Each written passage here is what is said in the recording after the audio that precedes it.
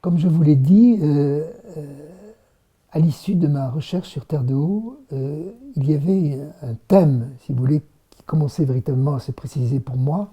C'était le thème de l'ethnicité, la manière dont finalement l'ethnicité peut être fondée sur les caractéristiques physiques même des individus, c'est-à-dire coïncider avec ce qu'on pourrait appeler une identité raciale, ce qui est très très important dans l'histoire des îles, à savoir la manière dont la couleur de la peau a influé sur à la fois l'histoire sociale et sur l'histoire biologique des populations.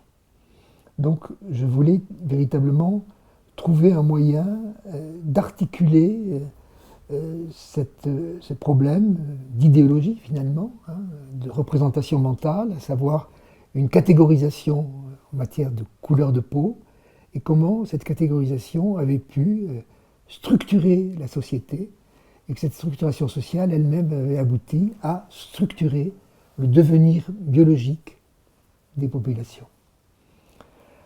Pour cela, donc, je me suis dit, j'ai besoin de preuves nouvelles, et ces preuves, je vais aller les trouver dans une autre petite île où je vais pouvoir finalement adopter le même type d'approche que j'avais déjà abordée, que j'avais déjà mise en œuvre à Terre de Haut, mais dans un cas un petit peu différent, en me centrant sur une autre petite île, elle aussi dépendance de la Guadeloupe, qui s'appelle la Désirade. Pourquoi la Désirade? Parce que c'est une île qui est elle aussi restreinte au niveau population, à peu près le même nombre d'habitants qu'à Terre de Haut, 1700. Une île également très isolée, encore plus isolée peut-être que Terre de Haut,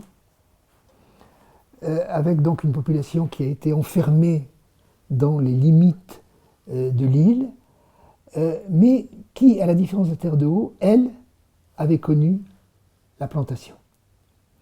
Donc c'est une île qui a connu, disons, l'établissement, disons, d'un système fondé sur l'esclavage, non pas comme dans les îles à sucre voisines sur la canne à sucre, mais fondé sur des plantations de coton, parce que l'île est très sèche. Et l'île étant si sèche que, donc, finalement, la plantation y a été installée, mais elle a été faite, si vous voulez, sur un petit pied par rapport à la Guadeloupe et la Martinique, donc une île très sèche, où seul le coton pouvait être l'objet d'une culture de plantation. Donc, dans cette hypothèse-là, l'île de la Désirade apparaissait un petit peu comme un modèle réduit des îles plus grandes, puisque c'était une île qui, elle aussi, avait connu des ateliers d'esclaves, et on pouvait peut-être, à ce moment-là, mieux comprendre comment, finalement, l'esclavage avait amené des stocks humains, évidemment différents, en ces lieux, et comment, finalement, en ces lieux, le préjugé de couleur, comme on dit aux Antilles, avait pu jouer pour façonner le social et pour influencer le devenir biologique de la population.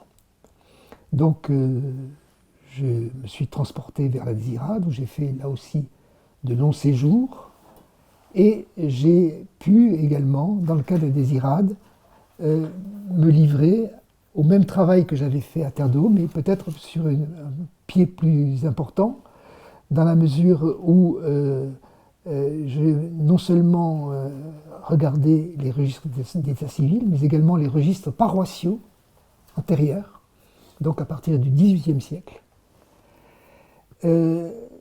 J'ai pu également, dans le cas de la Désirade, ce qui était vraiment un apport tout à fait considérable par rapport à mon étude antérieure sur Terre de Haut, retrouver le registre d'inscription des nouveaux citoyens. Et donc là, ça me permettait de connaître, individu par individu, quel était le statut des individus en 1848, à l'époque donc de la libération des esclaves, et comment à partir de là, ces deux stocks, en quelque sorte, sociaux, ces deux segments sociaux, avaient pu organiser leur descendance, soit en s'isolant, soit au contraire en se mêlant. Donc ça a été un travail de longue haleine. Au niveau informatique, j'étais mieux armé que pour ma première étude, donc j'avais pu faire les choses de manière beaucoup plus méthodique.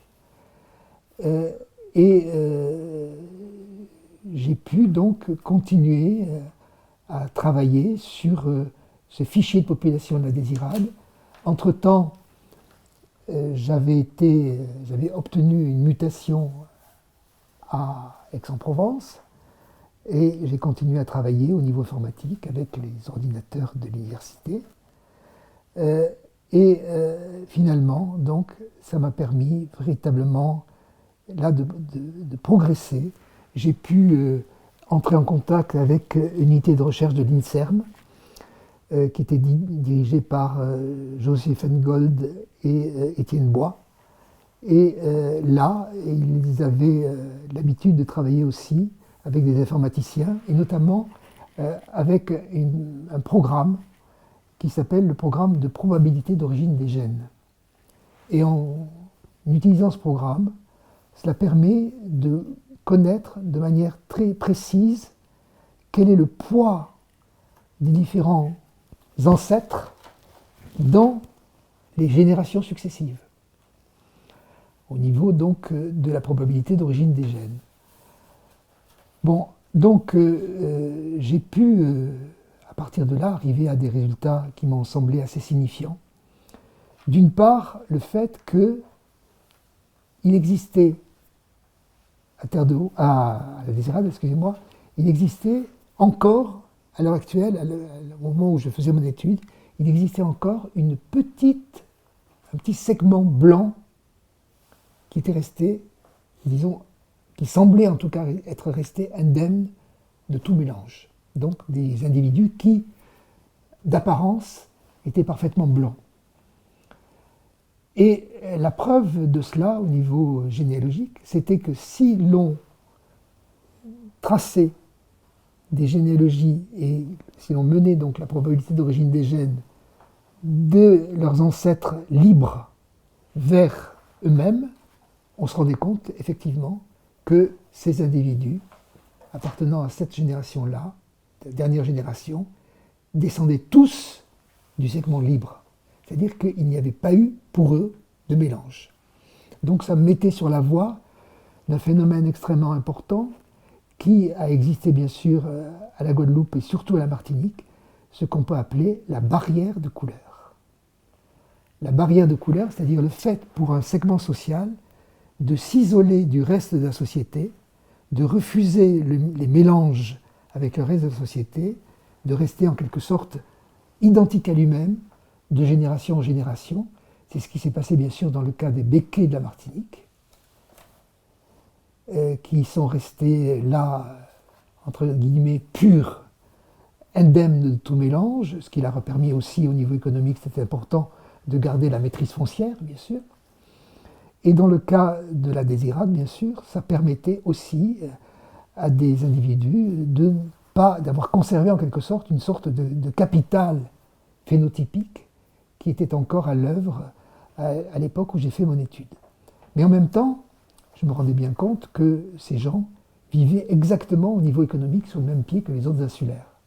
C'est-à-dire que leur originalité et leur fermeture par rapport au reste de la population n'étaient plus corrélées avec une quelconque domination économique, comme cela pouvait se passer justement pour les îles à sucre, à savoir donc la Guadeloupe et la Martinique. Non, tous les gens vivaient plus ou moins sur le même pied d'égalité au niveau social et économique.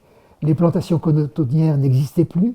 Donc la seule vie productive qui rassemblait d'ailleurs tout le monde, tous les Désiradiens à l'époque, c'était soit une petite agriculture et un petit élevage, soit la pêche.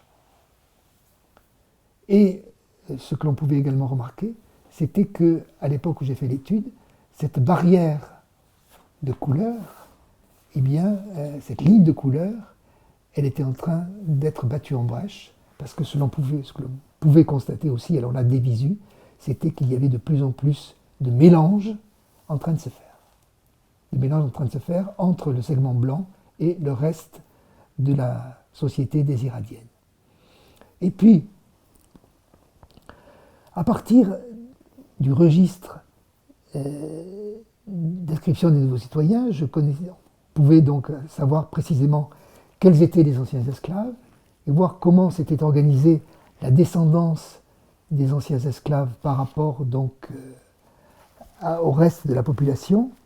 Et ce que l'on constatait, c'était que finalement, à partir de ce segment des anciens esclaves, s'était produit un mouvement de brassage absolument extraordinaire. C'est-à-dire que ce segment issu des anciens esclaves s'était totalement ouvert, contrairement au segment blanc, c'était totalement ouvert et aboutissait donc, à l'heure où je faisais mon étude, à une population des Iradiennes totalement métissée. Ce qui fait que, paradoxalement, pour la population de l'époque où je faisais mon étude, il n'y avait pratiquement aucun individu qui ne descendait exclusivement du segment des anciens esclaves, à savoir que tout le monde était mêlé. Et cela occasionnait d'ailleurs au niveau phénotypique, au niveau visuel, une très grande diversité des types physiques, avec bien sûr une prédominance des teintes claires, mais pas seulement. Donc là aussi, une originalité certaine, avec cette très très grande diversité des types physiques que l'on pouvait percevoir à la Désirade. Donc, pour cette étude, j'ai présenté une thèse, qui était cette fois-ci une thèse d'État, dans la mesure où ça me permettait de rassembler à la fois des données de Terre de Haut et des données des Iradiennes, centrées autour du problème, justement, de la couleur de la peau. C'est-à-dire que j'élargissais ma perspective, hein, et j'ai présenté donc une thèse. Alors c'était toujours le roi Ladurie qui était présent, mais simplement en tant que membre du jury. J'ai travaillé également avec un historien qui s'appelle Philippe Joutard, qui avait accepté là aussi de me prendre sous sa tutelle. Et puis surtout, il y avait Jean Benoît. Jean Benoît qui m'avait en quelque sorte un petit peu tenu la main pendant toutes ces années de recherche. J'étais d'ailleurs allé à un certain moment pour parfaire mon exploitation des données de population. J'étais allé faire un petit stage à l'Université de Montréal avec une anthropologue biologique qui s'appelle Francine Mayer. Et donc Jean Benoît était là, dans le jury aussi. Et j'ai pu donc soutenir cette thèse que j'avais intitulée à l'époque Le miroir des apparences. Le miroir des apparences dans la mesure où ce qui me paraissait important, c'était justement ce poids des apparences physiques dans le devenir d'une société. Et de cette thèse, donc, finalement,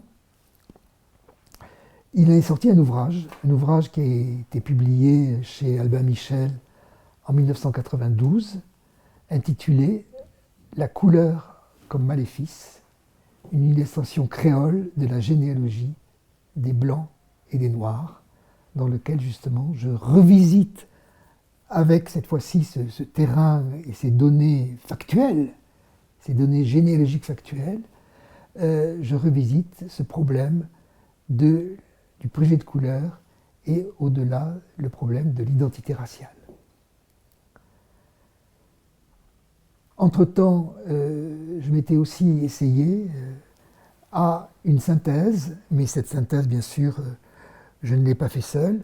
C'est l'ouvrage paru en 1980 qui s'appelle Martinique et Guadeloupe, des îles aux hommes. C'était le premier tome d'une grande encyclopédie historique sur les Antilles. Et pour cela, je m'étais entouré d'un certain nombre de collaborateurs, en quelque sorte, avec lesquels nous avons pu donc véritablement constituer cette somme, hein, qui est une somme très importante, mais qui n'avait pas, je dirais, de prétention de recherche. C'était plutôt un ouvrage de synthèse à partir des connaissances existantes.